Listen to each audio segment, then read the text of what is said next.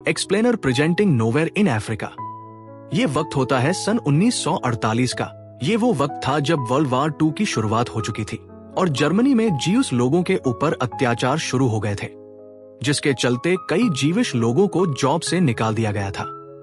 और इन्हीं में एक था वॉल्टर। वॉल्टर समझ जाता है कि हिटलर और उसकी नाटसी सेना उसके खिलाफ है, यानी कि वो जीवस के खिलाफ है, और अगर जल्दी वो अपने परिवार के साथ यहाँ से नहीं निकला तो वो बहुत बड़ी मुसीबत में फंस जाएगा। सीलियो कीनिया में जॉब के लिए अप्लाई करता है, जहां उसे एक फार्म में जॉब मिल जाता है। हालांकि पहले वो एक लॉयर था, लेकिन अब इस फार्म में काम करना उसकी मजबूरी है, क्योंकि उसे यहाँ पर इसके अलावा कोई काम नहीं मिल रहा होता और न ही कोई दूसरा देश जी उस लोगों को शेल्टर दे रहा होता है, क्योंकि कोई भी हिटलर के खिलाफ नहीं जाना चाहता। और अब वॉल्टर कीनिया में आकर फार्म की जॉब को एक्सेप्ट कर लेता है। पास ही के गाँव में उसे रहने के लिए घर भी दिया जाता है, जिसके बाद वो जर्मनी अपने परिवार को लेटर लिखता है कि सब यहाँ पर आ जाओ। लेकिन वॉल्टर के माता पिता और उसकी बहन वहाँ नहीं जाना चाहती, क्योंकि जर्मनी एक विकसित देश है और कीनिया बहुत ही पिछड़ा हुआ है।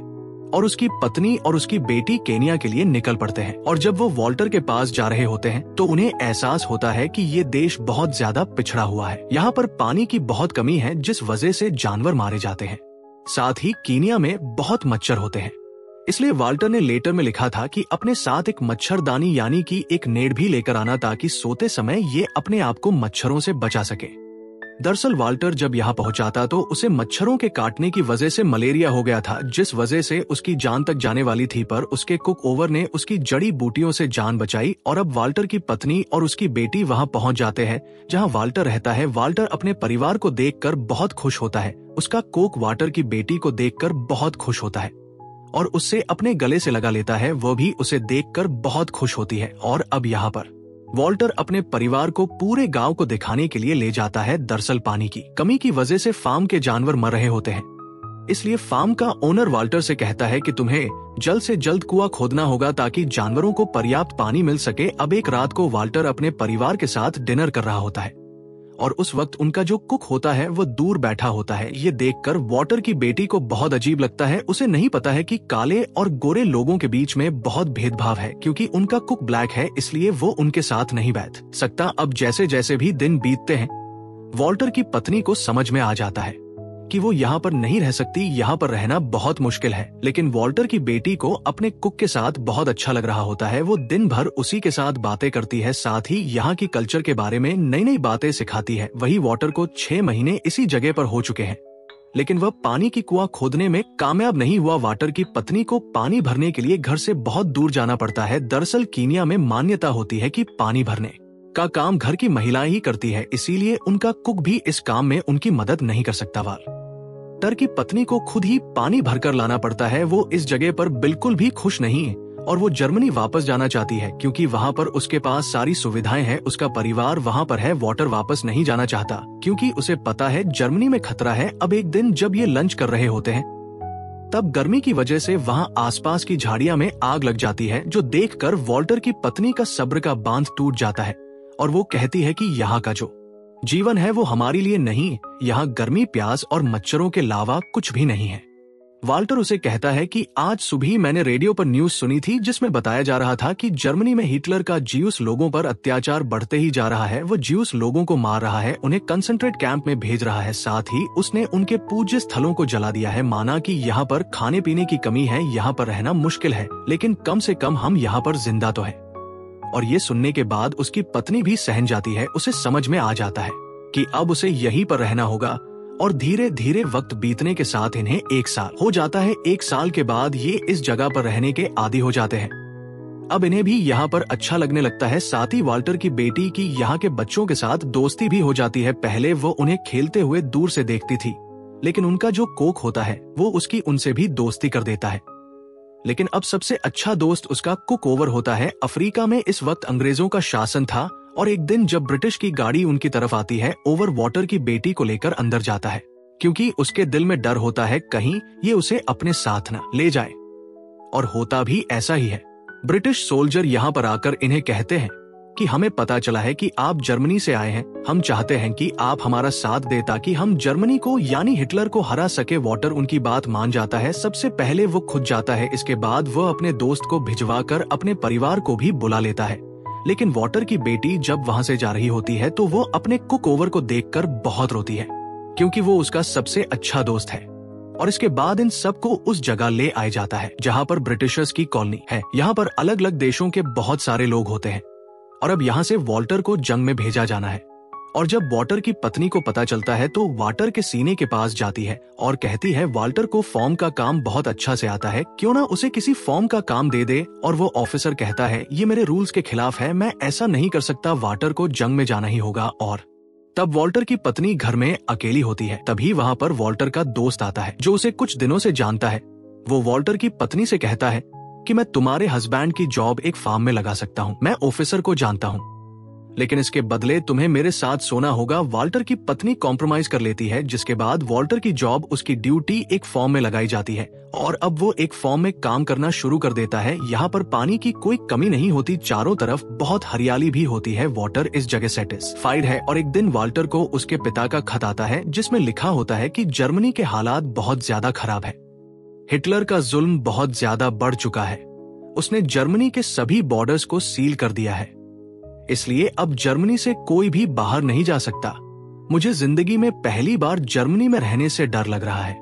और अब वॉल्टर भी अपने परिवार के लिए, पिता के लिए चिंतित है। और वही अब अगले दिन इनका पुराना कुक ओवर भी यहाँ पर आ जाता है, क्योंकि उसे पता चलता है कि उन्हें एक कुक की जरूरत है, जिसे देखकर वॉल्टर की बेटी और पत्नी बहुत खुश होते हैं। वॉल्टर की बेटी को फिर से अपना एक दोस्त मिल चुका है। वॉल्टर अपनी बेटी का एडमिशन एक स्कूल में करवा देता है जो ब्रिटिशर्स का स्कूल है, जो यहाँ से बहुत दूर है, इसलिए उसे वहीं हॉस्टल में रहना होगा। उसकी बेटी पढ़ाई में बहुत तेज होती है, इसलिए प्रिंसिपल उसे एक बुक गिफ्ट भी करता है। वही वॉल्टर की पत्नी को उसकी मॉम का लेटर आता है और वो बताती है कि जर्मनी की हालत बहुत ज्यादा खराब हो चुकी है और अब हम सबको पोलैंड भेजा जा रहा है। ये लेटर पढ़ने के बाद वो अपनी मॉम के लिए बहुत ज्यादा परेशान हो जाती है और रात को वॉल्टर से कहती है कि मैं अपने मॉम के पास जाना चाहती हूँ। वॉल्टर कहता है कि वहाँ जाना अपने जान गंवाने के बराबर होगा, मैं नहीं चाहता कि हम वहाँ पर जाएं। वो किसी तरह से अपनी पत्नी को समझाता है। अगली सुबह यहाँ पर वॉल्टर का एक दोस्त आता है। वो उसे कहता है कि तुम यहाँ फार्म में क्या कर रहे हो, तुम्हें जर्मनी के खिलाफ जंग लड़नी चाहिए ताकि हम हिटलर को हर सके। और अब वो तय करता है कि वो एक बार फिर से आर्मी ज्वाइन करेगा। जल्दी वो आर्मी ज्वाइन कर लेता है और वो अपनी पत्नी को साथ चलने के लिए कहता है, लेकिन उसकी पत्नी कहती है कि मैं यही फॉर्म की काम संभालूंगी, तुम अपने काम के लिए, अपनी ड्यूटी के लिए जाओ। और वह यहाँ फॉर्म के लिए रुक जाती है जबकि वॉल्टर यहाँ से निकल जाता है। वॉल्टर की पत्नी यहाँ पर ओवर के साथ फार्म का काम बहुत अच्छे से संभाल लेती है। वही वॉल्टर की बेटी भी छुट्टियों में घर आती है, जहाँ पर वो बहुत परेशान होकर अपनी मॉम से पूछते हैं कि हम ज्यूस क्यों है, सब स्कूल में मुझे चिढ़ाते और कहते हैं कि हमने भगवान के बेटे को मारा था। उसकी मॉम कहती है कि ऐसा कुछ भी नहीं है, इंसानों ने धर्म बनाए और इसके बाद वो धर्म के लिए लड़ने लगे, लेकिन सच्चाई तो ये है कि हम सब इंसान हैं और हम जर्मनस हैं। इसके बाद ये एक मेले में जाते हैं जहाँ पर वॉल्टर की बेटी उस लड़के को देखती है जिसे वो बचपन से पसंद किया करती थी। आज भी वो उस निग्रो लड़के को पसंद करती है, इसलिए बड़े ध्यान से वो उसे देख रही होती है। रसल वॉल्टर के पूरे परिवार ने अफ्रीका को पूरी तरह से एक्सेप्ट कर लिया है। इन्हें की याद नहीं आती और 9 मई 1945 को वॉल्टर जब छुट्टी लेकर घर आता है तो वो अपनी पत्नी को बताता है कि जर्मनी पर पूरी तरह से कब्जा कर लिया गया है,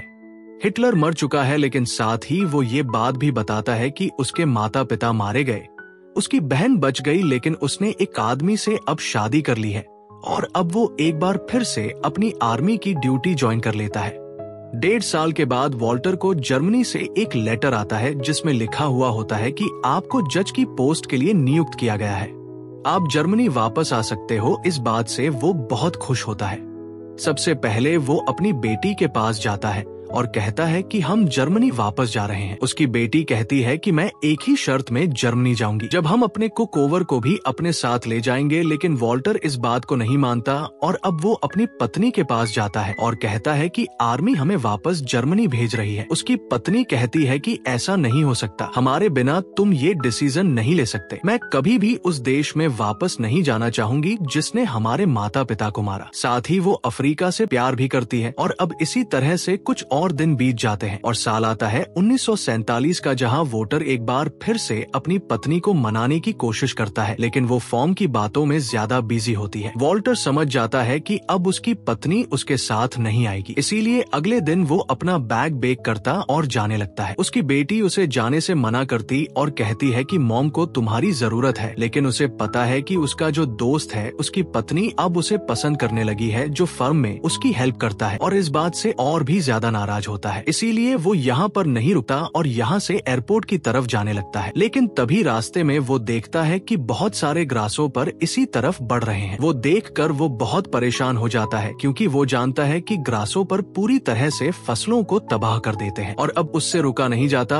और वो यहाँ के किसानों के फार्म में उनकी फसलों को बचाने के लिए आ जाता है। और देखकर उसकी पत्नी को बहुत अच्छा लगता है। साथ ही वो उसे ये भी बताती है कि वो प्रेग्नेंट है और अब उसने अपना फैसला बदल लिया है। वो वाटर के साथ जर्मनी जाने के लिए तैयार है। वाटर अब जर्मनी के टिकट्स करवा लेता है और यहाँ से निकलने से पहले वो अपने कुक ओवर के पास जाता है, जो कार्नर में बैठा होता है। उससे पूछता है कि तुम यहाँ पर क्यों बैठे हो। वो कहता है कि मैं अब सफारी डेजर्ट पर जा रहा हूँ। हमारे धर्म में रिवाज है कि हर एक इंसान को सफारी डेजर्ट पर एक बार जाना होता है। वॉल्टर कहता है कि तुमने जो भी हमारे लिए किया हम उसे कभी नहीं भूल पाएंगे। वो कहता है मैं भी आप लोगों को कभी नहीं भूल पाऊंगा। इसके बाद वोटर की बेटी भी ओवर के पास जाती है। उसकी आंखों में आंसू होते हैं, क्योंकि वो उसका बहुत अच्छा दोस्त है। जब वो पहली बार इस देश में आई थी तो ही सबसे पहले उसका दोस्त था। जब ने उसे अपनी गोद में उठाया था तो उस वक्त उसे ऐसा लगा था कि उसकी जो स्किन है वो चॉकलेट से बनी हुई है, इसीलिए वो इतना डार्क है और वो ओवर से बहुत प्यार करती है। इसके बाद ये पूरा का पूरा परिवार ट्रेन से यहाँ से एयरपोर्ट की तरफ निकल पड़ता है। आज ये पूरा परिवार इस देश को छोड़कर तो जा रहा है, लेकिन इनका दिल आज भी यहाँ पर है। जो प्यार इन्हें यहाँ के लोगों ने दिया वो इन्हें कभी कहीं नहीं मिला था। अगर इंसान के दिल में प्यार हो, सच्चाई हो, अच्छाई हो, तो वो किसी भी देश के लोगों को अपना बना सकता है,